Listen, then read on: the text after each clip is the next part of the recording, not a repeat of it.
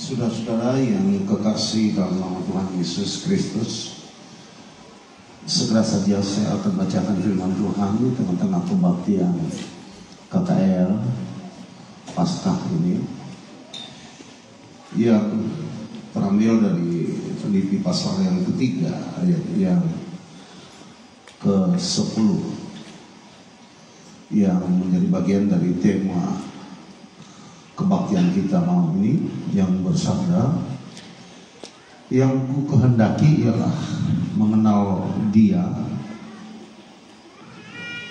dan kuasa kebangkitannya dan persekutuan dalam penderitaannya, di mana aku menjadi serupa dengan Dia dalam kematiannya. Saudaraku yang kekasih sama Tuhan, kematian dan kebangkitan daripada Kristus itu telah menjadi bahan kontroversi yang berkepanjangan di antara orang-orang yang menganut teologi liberal, teologi modern, dan juga ahli-ahli ilmuwan. Walaupun sebenarnya ahli-ahli ilmuwan tidak pernah secara langsung untuk menentang indah dengan cara yang memberikan pembuktian, tetapi sedikit sebanyaknya kematian dan kebangkitan ini telah dicoba di blokade, karena memang iblis pun berkepentingan dalam hal ini. Karena ini bukan masalah hidup yang diberikan kepada sel-sel yang mati. Nah, jauh sebelum kebangkitan Yesus Kristus, ada banyak orang yang sudah dibangkit. Dalam perjanjian lama dan perjanjian baru, dan banyak sekali. Bahkan Tuhan Yesus telah membangkitkan begitu banyak orang, seperti Lazarus, seperti pemuda kota Nain itu, dan seperti Talita Kum, mertua Petrus, dan lain sebagainya. Bagi iblis secara sistematis ini tidak persoalan, karena ini tidak akan pernah menyangkut semesta, tidak akan pernah menyangkut rahasia pengungkapan rahasia-rahasia alam yang terkandung dalam misi Kristus ke dalam dunia ini. Jadi sejak awal sebenarnya secara tidak langsung dan gamblang, kebangkitan ini telah disangkal secara sistematis. Manakala Matius menulis tentang semua kejadian itu secara berurutan, tokoh-tokoh agama pada waktu itu telah melakukan suatu aksi untuk membungkam keadaan ini, sehingga seperti drama singkat yang kita dengarkan tadi itu telah mengungkapkan pada kita bahwa kebangkitan itu adalah hasil rekayasa dari murid-murid Yesus dengan cara mereka menyogok, memberikan suap sebanyak-banyaknya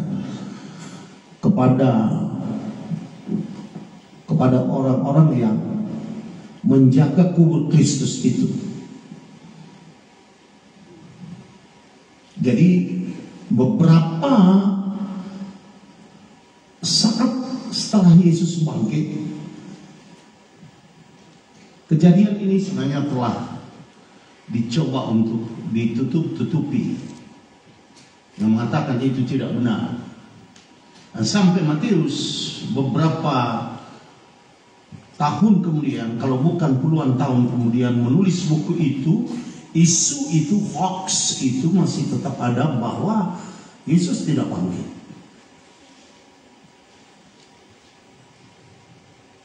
Nah, ulah dari orang-orang tokoh-tokoh agama dan para anti Kristus yang telah bergerak pada waktu itu dengan cepat untuk menyatakan, karena itu menjadi sebuah isu yang akan menghancurkan agama mereka. Orang Yahudi tidak akan pernah laku lagi jikalau kebangkitan Kristus ini tidak di-counter oleh mereka. Agama itu tidak akan pernah laku lagi. Tokoh agama tidak akan punya pekerjaan lagi, karena secara massal orang akan beralih kepada Kristus itu. Tapi untuk menjaga posisi agama Yahudi pada waktu itu, mereka membangun ini. Dan jangan kaget, sampai hari ini juga masalah ini masih tetap dan akan selalu muncul. Karena ini bukan isu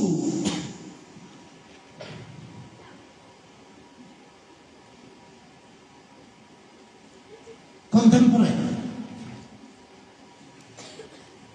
Ini bukan isu ruang dan waktu. Ini adalah isu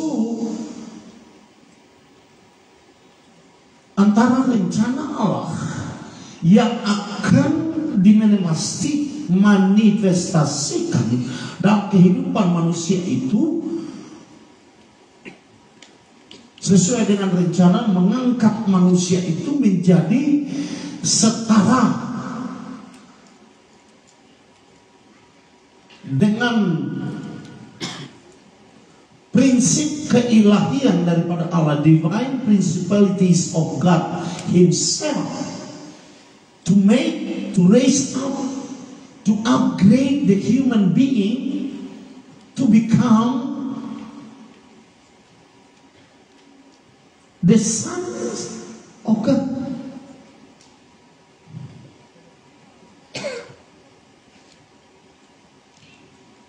Bahkan memang Tuhan mengatakan akan lebih sedikit, lebih tinggi daripada malaikat. Malaikat saja kita tidak tahu komposisi kehidupan mereka seperti apa. Tidak ada yang tahu. Alkitab tidak begitu banyak menyatakan komposisi atau the system of life, the structure of life dari malaikat itu seperti apa, sehingga being, kemakhlukan daripada malaikat itu begitu nyata. Belum lagi kemakhlukan dari makhluk-makhluk surga yang beberapa bagian daripada ayat Alkitab kita ini mencoba kanya walaupun tidak dengan tuntas, but the Bible express it with indirect issue that there are many beings in heaven. Tetapi manusia ini spesial, lebih spesial daripada malaikat. Karena saya tidak pernah melihat malaikat itu di dalam Alkitab sebagai sebuah atau sekelompok atau grup ciptaan Allah yang diciptakan setara, segambar dan sepetak. Tidak pernah. Mereka adalah makhluk supranatural, yes. Mereka mempunyai kemampuan supranatural, ya. Mereka bisa mengarungi ruang dan waktu, pergi dan pulang, belakang dan depan, atas dan bawah, ya. But they are never mentioned as a creation equally to God.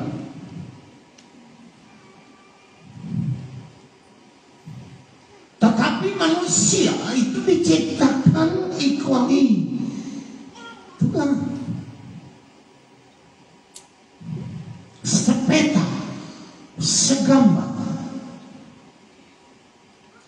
Barangkali kita tidak akan masuk ke teologis.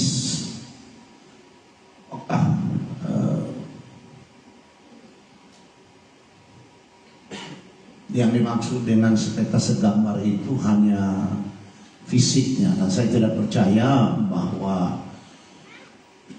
Allah menggambarkan dirinya dalam bentuk kemanusiaan kita atau fisik manusia itu mempunyai tangan, kaki, mata. Ya, terlalu naif kita untuk mencoba paralelkan kebenaran itu. Pun kita tidak mencoba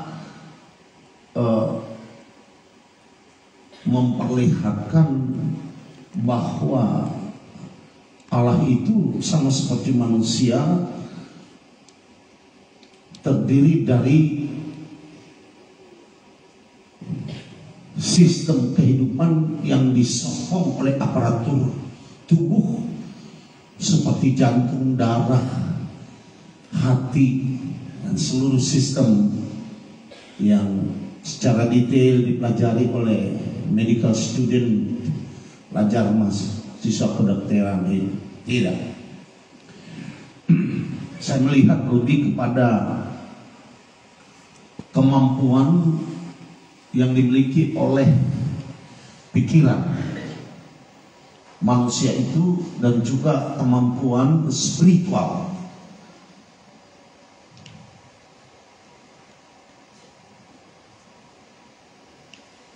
Karena Alkitab mencoba mengatakan bahwa manusia itu is not just physical being, but he is a spiritual being.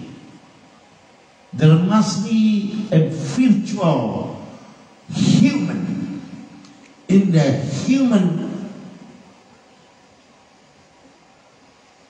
instant.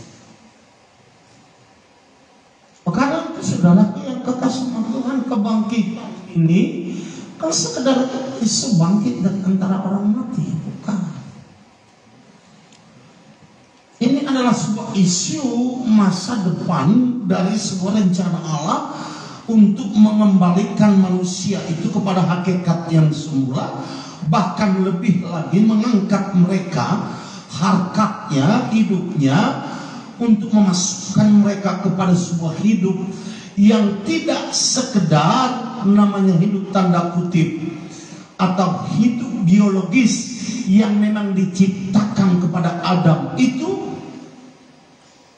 Nah, Adam yang sebelum berdosa, Adam itu adalah Adam biologis, punya jantung, punya hati, punya kemampuan berpikir, punya fakultas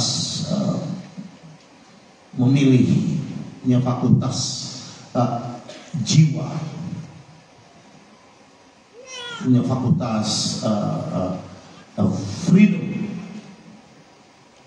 to say, freedom to act, freedom to believe. Itu sebabnya dia bisa berdosa. Allah memberikan kepada dia itu kemampuan yang sepertinya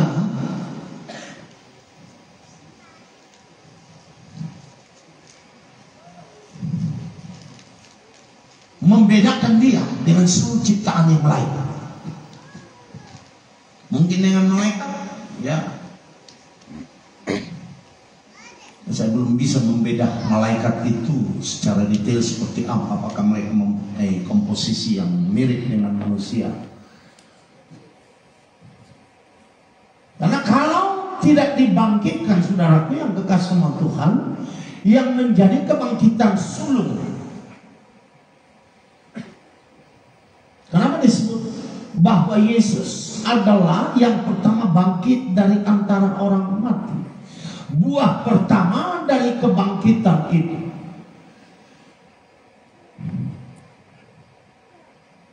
Karena kebangkitannya itu berhubungan dengan dengan tugas-tugas yang diberikan oleh Allah kepada dia untuk mati, menyelesaikan seluruh dosa umat manusia yang percaya.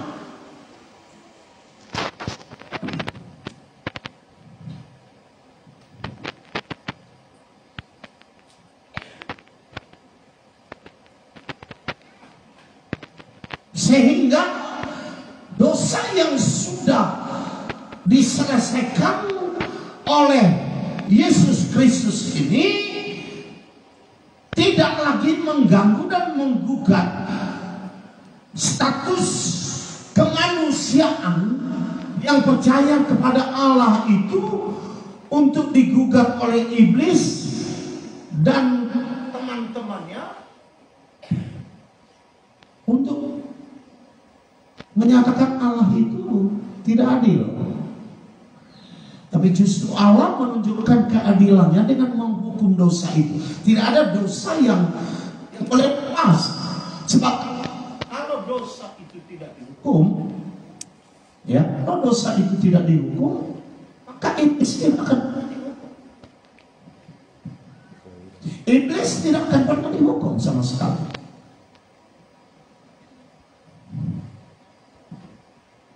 Nah, Yesus datang ke dalam dunia ini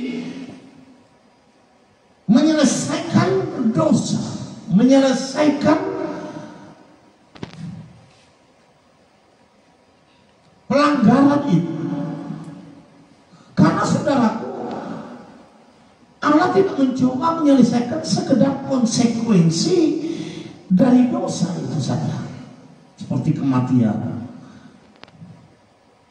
seperti penyakit, seperti penderitaan, seperti kesusahan, seperti kesementaraan. Karena dosa itu sudah menggerogoti itu, sebenarnya itu hanya konsekuensi logis dari pelanggaran itu saja. Artinya Lazarus dibangkitkan, dia mati juga. Karena Yesus belum mati dan bangkit untuk menyelesaikan seluruh sistem dosa yang telah menggerogoti kehidupan manusia itu secara keseluruhan.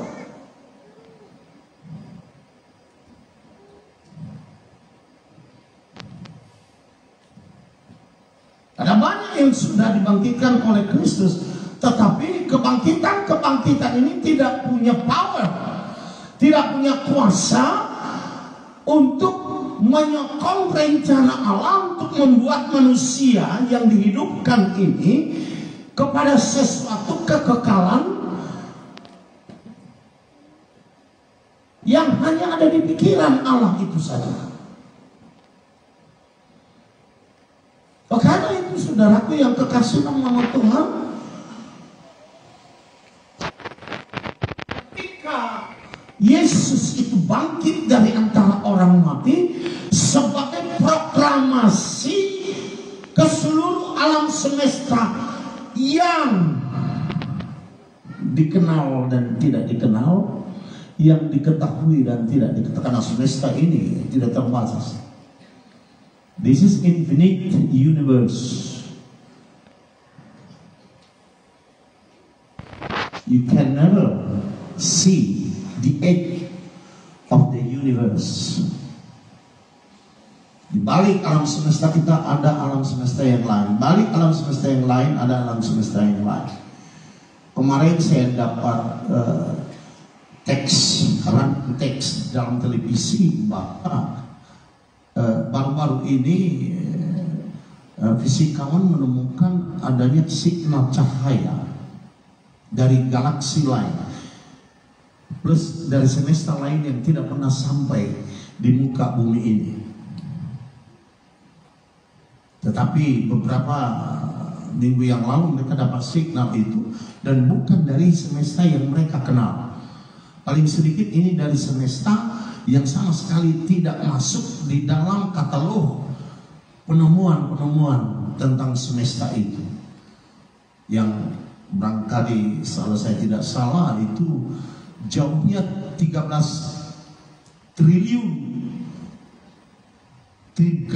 juta triliun tahun dari kita.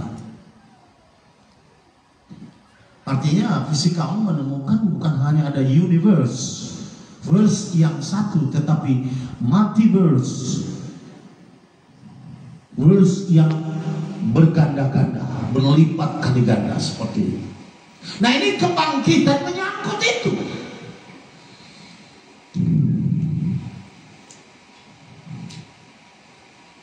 Karena ini kebangkitan telah menggetarkan seluruh alam semesta.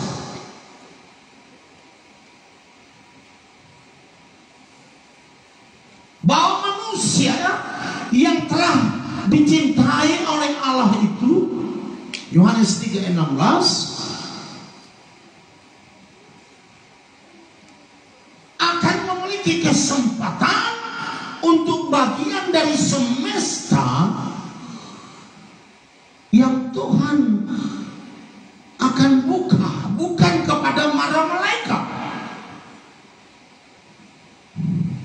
bukan kepada hanya makhluk-makhluk surgawi yang lain.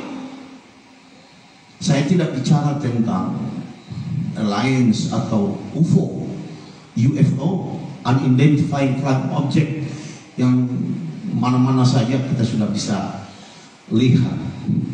Dan tidak ada fisikawan di dunia ini lagi sekarang, tanda kutip sekarang, yang menyatakan bahwa tidak ada makhluk di surga. We are not living long in the earth. Ada sistem hidup lagi di luar bumi, tetapi sistem hidup yang di bumi inilah yang menentukan seluruh sistem hidup semesta yang ada sejak penciptaan itu. Kebangkitan Kristus. Karena dengan kebangkitan Kristus ini, Allah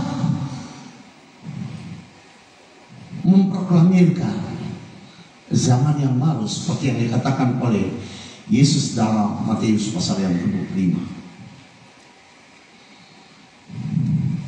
Jadi bagi saya kebangkitan itu bukan sekedar he just raised up. No.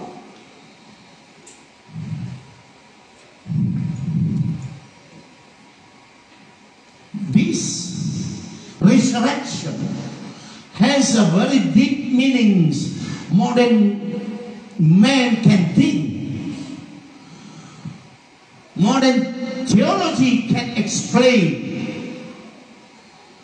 Seperti itu. Bagi saya Paskah bukan sekedar perayaan bangkit-bangkit.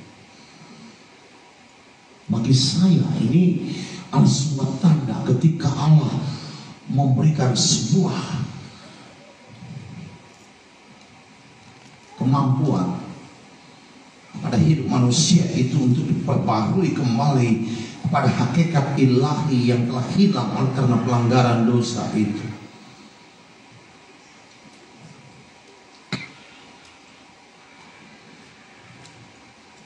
Dan kebangkitan ini, saudaraku, telah menjadi anak sulung dari seluruh kebangkitan. Karena seluruh kebangkitan yang pernah ada di muka bumi ini tidak sebanding apalagi setara dengan kebangkitan Kristus. Karena kebangkitan Kristus itu, saudaraku yang kekasih Tuhan, akan mengikuti kebangkitan-kebangkitan yang lain.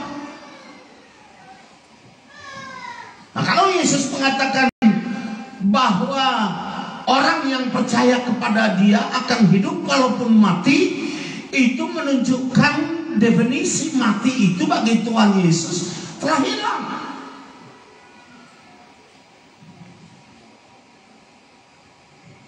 Dari kematian itu just only the event, sebuah kejadian saja.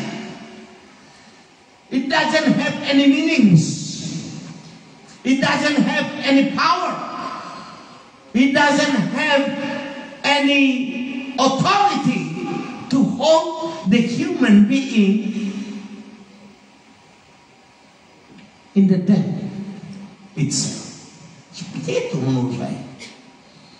Kalau saudara baca Alkitab itu dengan baik, lalu saudara mengerti maksud yang sebenarnya dari seluruh urutan-urutan kejadian yang dituliskan oleh Evangelium ini kepada kita, dan saya bisa dibangkitkan. Nah, kematian itu menjadi hanya kematian yang sementara saja, dan banyak istilah yang diberikan oleh Alkitab tentang kematian itu untuk menunjukkan pengertian yang paralel saja tentang kematian itu. Ya. Salah satu adalah bahwa ketika sebenarnya Lazarus mati, ya, saudara dari Maria dan Marta itu, dan sudah 4 hari lalu Yesus berkata dia tidak mati karena dia tidur saja. Logika orang ini mencoba menerima bahwa kata tidur di sini hanya sekedar tidur biasa saja. Tetapi Yesus tahu bahwa kata tidur yang diucapkannya itu dia mengerti sendiri bahwa itu hanya sementara. Satu kali dia akan bangun, satu kali akan disadarkan, akan dibangunkan. Jadi kematian itu hanya penguraian partikel-partikel tubuh saja menjadi busuk. Partikel itu tidak bertemu satu dengan yang lain untuk membentuk partikel mata, untuk membentuk partikel jantung, untuk membentuk partikel-partikel itu tidak di dalam susunannya, di dalam matchingnya, di dalam kesamaannya untuk membentuk rambut, untuk membentuk ini. Lalu ketika mati itu sel-sel itu semua mati, maka partikel itu terurai, walaupun DNA kemanusiaan itu tetap ada di dalam. Bagi Yesus ini hanya this is just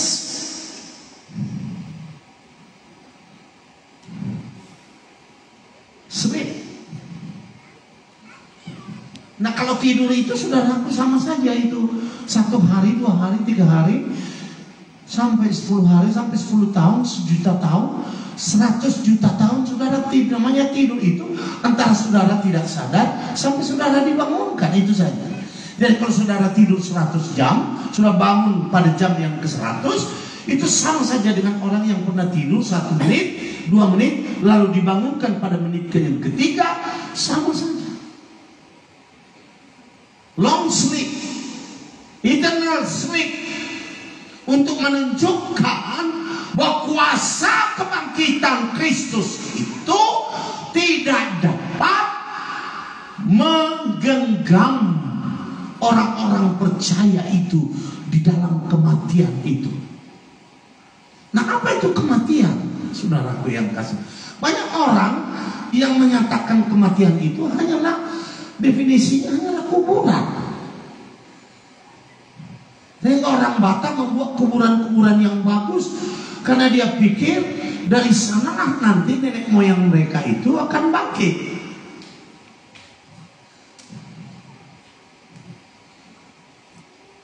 Nah, saya tidak melihat bahwa kuburan itu bukan simbol kematian. Kuburan itu simbol kematian.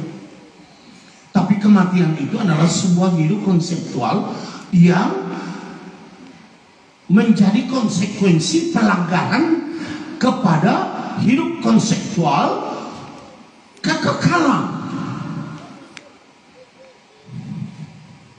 Seperti itu. Nah, andaikan ada seorang percaya mati, berjalanlah orang percaya marga Siburian di tengah hutan. Nah, karena Siburian ini biasanya tampan-tampan, ya, walaupun tua dia masih tampan saja terus, ya. Harimau selera melihat dia ini Siburian. Kalau si Koming saya nggak suka ya. Ini Siburian harus dimakan habis, diterkamlah harimau ini. Habis semua tubuh Siburian ini dimakan, habis masukin perut, masukin dalam tubuhnya, berbau dengan semua partikel siburian hilang semua, tidak ada lagi. Satu waktu ini harimau lewat dari sungai, seperti yang saudara lihat di televisi, minum dia kehausan. Tiba-tiba buaya menerkam harimau ini, dimakan habis sama buaya, seperti yang saudara lihat itu di animal apa namanya itu, channel atau animal apa itu. Nah, satu kali buaya ini, saudaraku, mati, dan datanglah anjing-anjing, saudaraku, yang kasih sama Tuhan, memakan bangkai dari buaya ini. Anjing ini, saudaraku, lewat kampung orang Batak, dipotong habis semua ini, makan habis semua sama orang Batak. Kebetulan musim pemilu, anjing kenal, saudaraku. Kalau udah pemilu di sana, saudaraku, semua orang makan anjing, 4, 5, 10 anjing. Salah satu di dalam anjing itu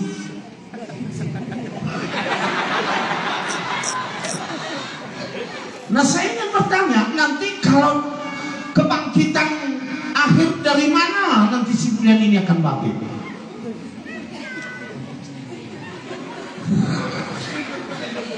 Dari mana dia akan bangkit? Dari harimau kah? Harimau sudah dimakan oleh buaya. Dari buaya kah? Buaya sudah dimakan oleh anjing. Dari anjing kah? Anjing pun sudah dimakan oleh si zombie. Lalu dari mana ini si bulan akan dibangkitkan?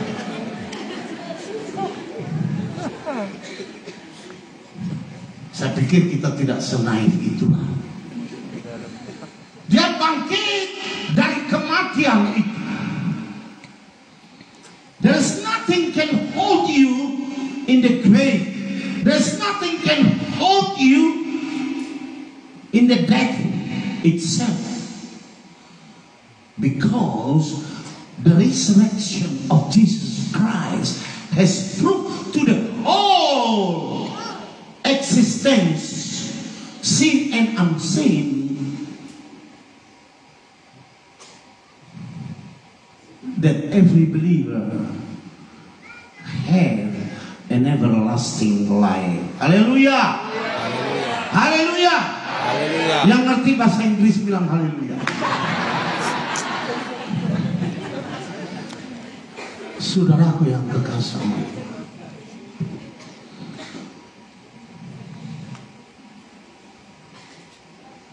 kebangkitan Kristus inilah yang menjadi tanda bagi Allah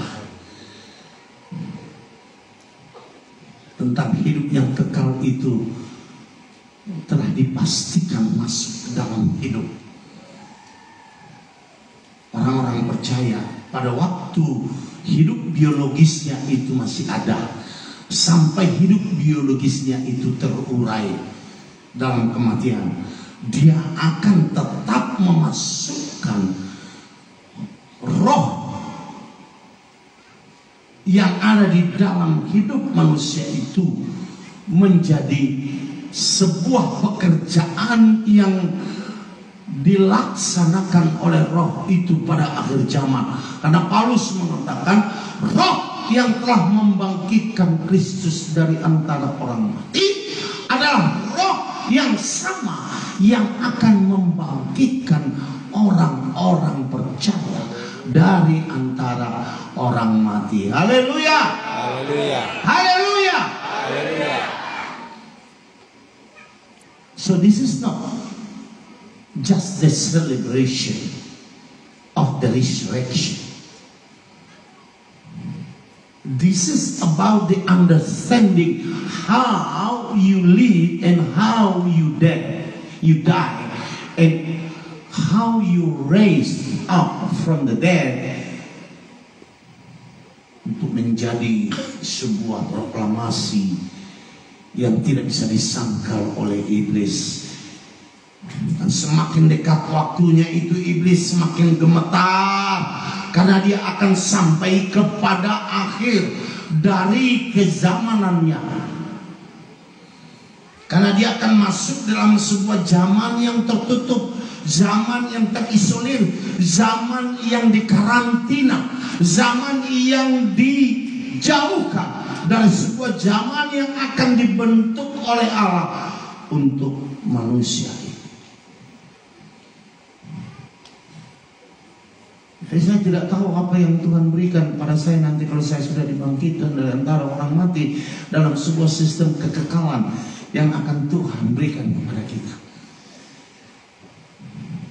Secara fisik mungkin saudara-saudara akan menjadi gubernur di alam semesta yang lain itu, karena alam semesta yang lama itu akan digulung seperti kertas. Kata kitab Wahyu, aku melihat langit itu digulung seperti kertas, aku melihat langit yang baru. Ada semesta yang baru, semesta yang saudaraku yang kekasih sama Tuhan. Kenapa bisa digulung seperti kertas? Menjadi bahan joke, bahan funny things for the old scientists. Orang-orang ilmuwan tua itu mengatakan, itu Alkitab nggak benar, Alkitab nggak betul. Masa Allah menggulung langit seperti kertas? Barulah saintis, saudaraku yang kekasih sama Tuhan, abad ke-17, ke-18, ke-19 dan saintis sekarang menemukan bahwa sebenarnya seluruh alam semesta ini berada di dalam sebuah kertas. Bahwa disinilah bintang itu, disinilah galaksi itu, disinilah semua itu. Tempatnya ini, seberapa tebal ini untuk tempat alam semesta saya tidak tahu. Teori-teori itu sekarang ini adalah tempat alam semesta. Bermiliar-miliar galaksi atau bintang di sini. Ini digulung, saudara yang kekasih Tuhan. Alam semestanya di sini dibuang sama Tuhan, saya nggak tahu kemana. Bukan urusan saya.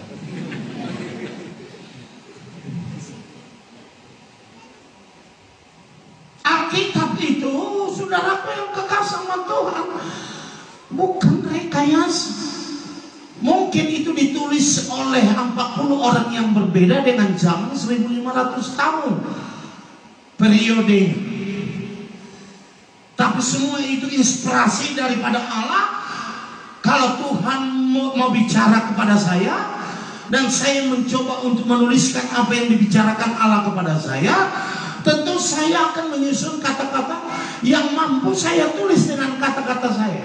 Orang India seperti itu, orang Indonesia seperti ini, orang Amerika seperti itu, yang bodoh seperti ini bahasanya, yang hebat seperti teolog Paulus seperti itu bahasanya.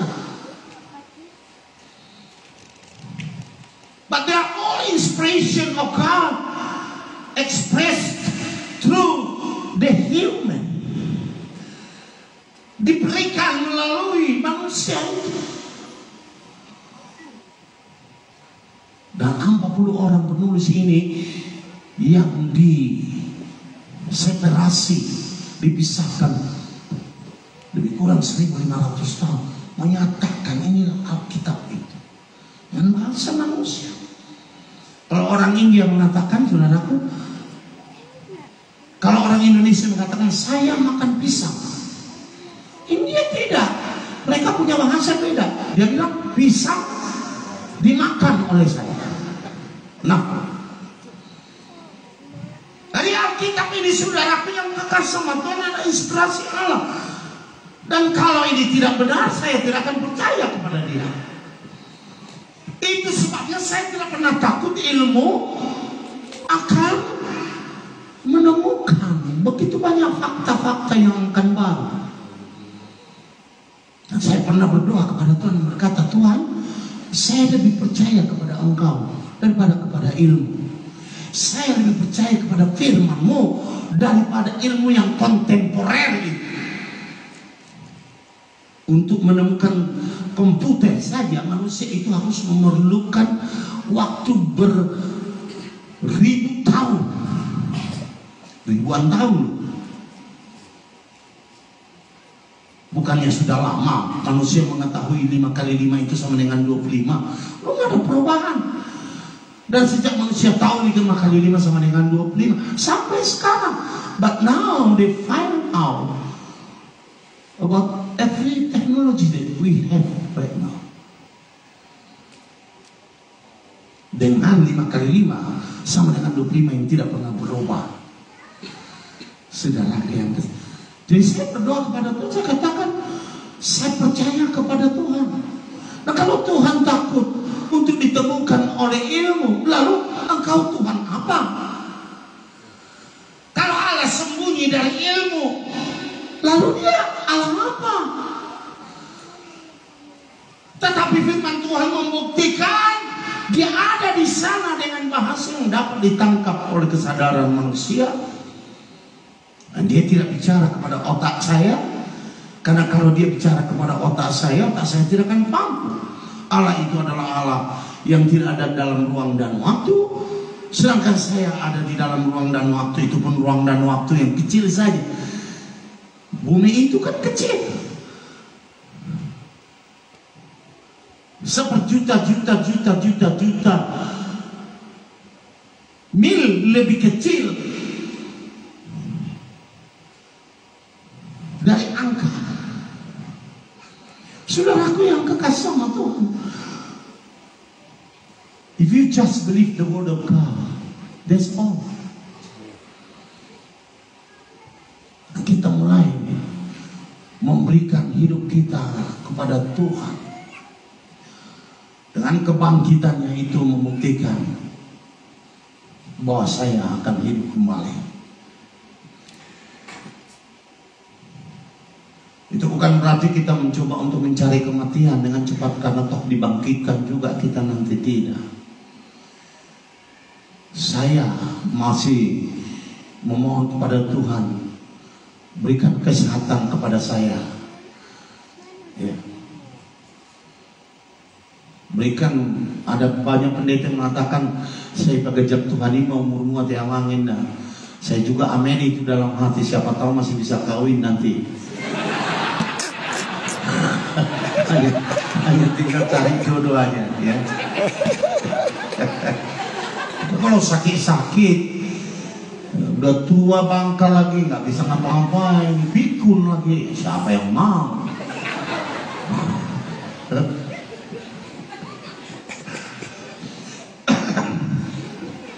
Karena itu saudara, kita lihat bahwa semua apa yang kau lakukan dalam hidupmu itu tidak akan pernah sia-sia karena kebangkitan Kristus. Haleluya. Haleluya.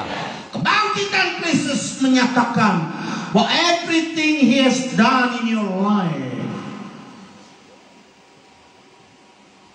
adalah sebuah kebenaran Allah yang tidak bisa disangkal oleh siapa.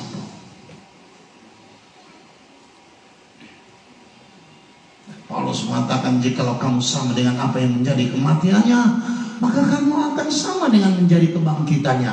Karena Paulus mengatakan di sini, saudaraku yang kasih sama Tuhan, bahwa di mana aku menjadi serupa dengan Dia dalam kematiannya. Haleluya.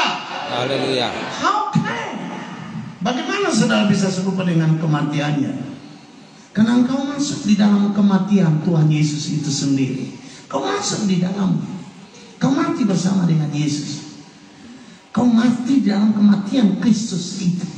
Dengan percaya kepada kematian dan kebangkitannya, kau masuk di dalam kematian Kristus itu sendiri.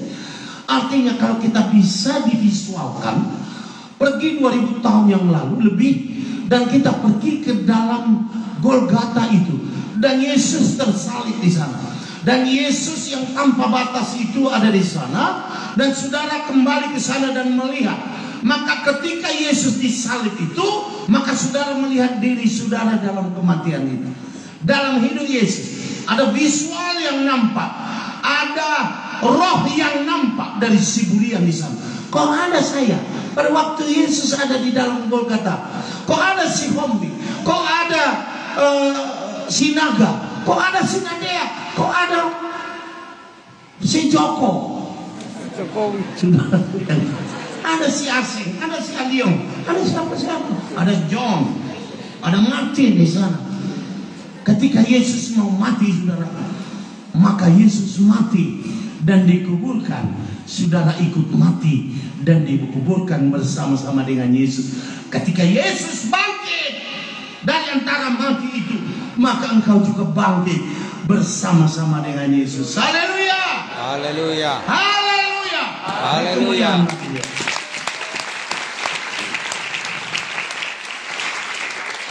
Karena itu saudaraku yang kasih Tuhan, Paskah yang sudah buat ini sebenarnya adalah setiap hari dalam hidup kita.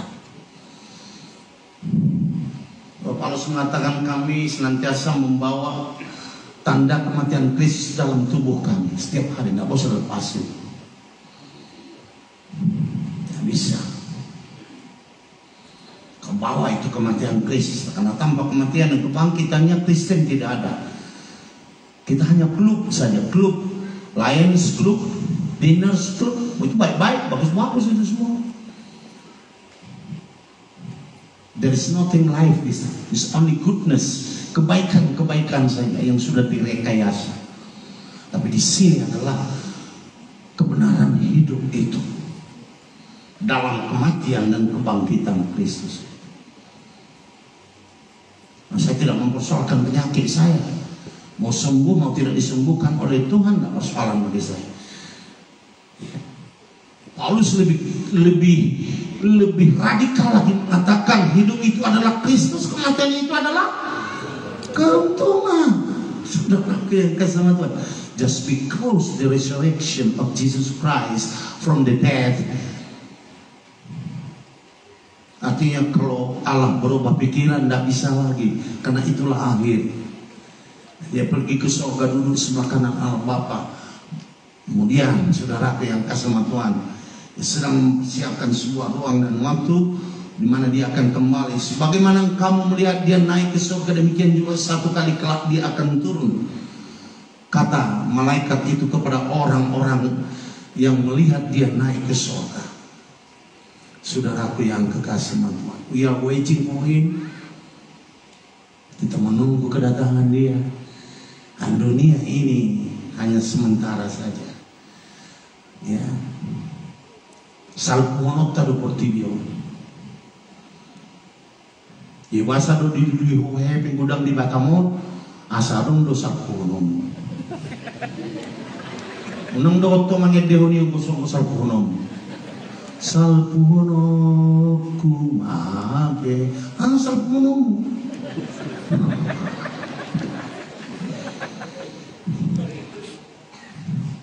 Saudaraku yang kekasih sama Tuhan, bersama dengan Yesus adalah yang terindah. Haleluya. Haleluya. Bersama dengan Yesus adalah yang terhebat dan terluar biasa.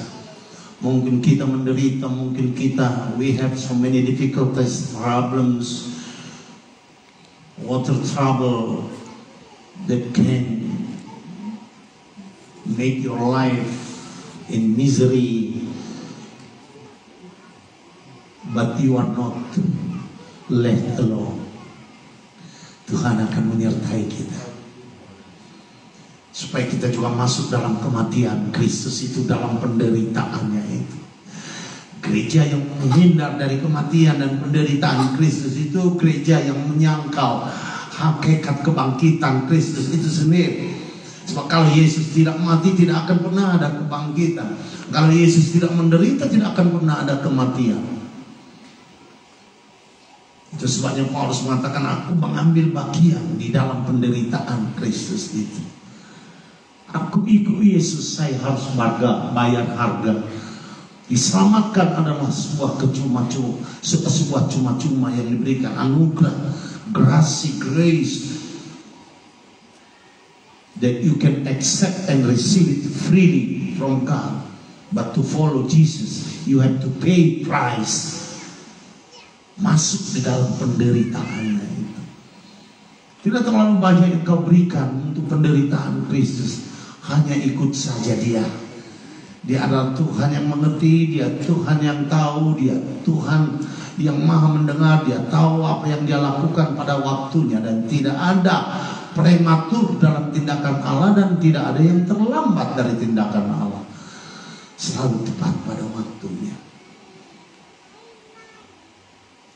Mempercayai Yesus adalah sebuah kebenaran yang tidak bisa disangkal oleh malaikat, oleh sains, oleh rasional manusia itu, oleh agama apapun. Karena itu adalah sebuah kebenaran. Yesus mati untuk saya dan dia bangkit untuk saya. Haleluya. Haleluya. Mari kita bangkit berdiri. Haleluya.